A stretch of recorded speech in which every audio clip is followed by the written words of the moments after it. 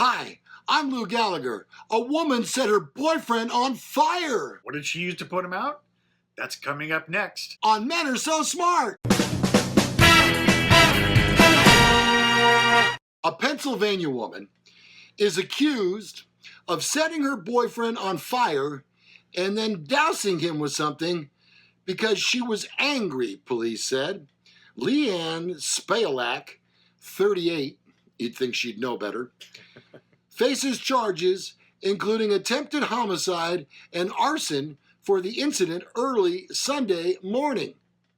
Seems that she and her boyfriend were involved in an argument in the bottom floor of a home on Lime Hollow Road. That's over where the old church used to be. Yeah, it's over. You go down to the Chevron. Yeah. When the boyfriend fell asleep, she poured gasoline on him and then set him on fire with a lit match.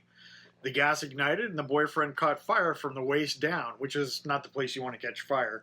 Trust me. Authorities say she then decided, and she rethought it, I guess. Like, this probably not a good She idea. decided, well, maybe I ought to put that fire out. I mean, I started it. What would Smokey Bear say? Right? So instead of using water, she grabbed a bucket of urine that the couple had been using in place of a bathroom and poured it on the victim, this poor guy. Man, that's just not good. I'm not sure which is worse, honestly. Did it put the fire out or make it worse? Yeah, well, and then people who live above the couple say they drove them to UPMC Mercy, where he's said to have burned at least 25% of the lower part of his body. And you know what the big percentage of that was. Yeah. Police said they had no prior interactions with the couple and that she would only explain the incident by saying she was a little angry. Oh, well, that's okay then. You think? I mean, doesn't this... There's that saying, if you were on fire, I wouldn't cross the street to piss on you. That is when you are really upset with somebody. Yeah, that's pretty much what she's saying here. But what we really want to know was, what was that argument about? Was it like Taco Tuesday? Uh-oh. Yeah. We got a problem here, Ronnie. All right. Story number 2. A stash of cocaine hidden in a Cookie Monster doll has landed a Florida man in jail on a drug charge. Monroe County Sheriff's Office said in a news release Wednesday that 39-year-old Camus McNair was arrested after a traffic stop in the Florida Keys involving a car with heavily tinted windows. Deputies smelled marijuana odor after pulling over their car, then searched a backpack in the car and found the Cookie Monster doll. What? Yeah. The deputy noticed the doll seemed to be heavier than it should and had a slit cut into it. Authorities say about 11 ounces, that's 312 grams, of cocaine was found inside the doll. McNair was jailed with bail set at $7,000. Jail records did not list an attorney for him. Luckily they didn't find the opioid Ernie doll. That would have really gotten him in trouble. Instead, he was just dealing with the Cookie Monster. Yeah. C is for cocaine. That's good enough for me. Oh my gosh. More stupid stories.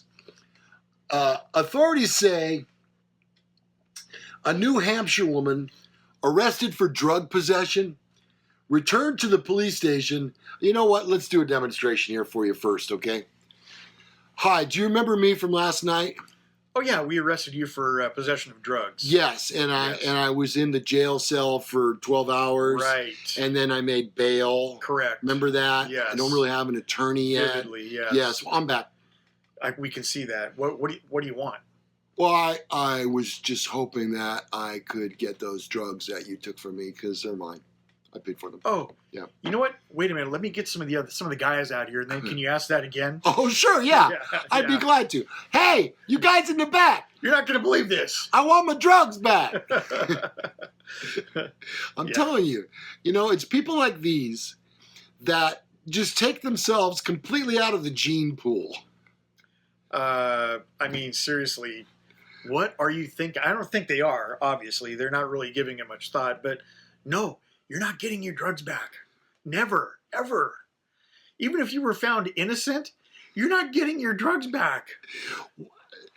this has happened in stories far too many times before. What are these people thinking?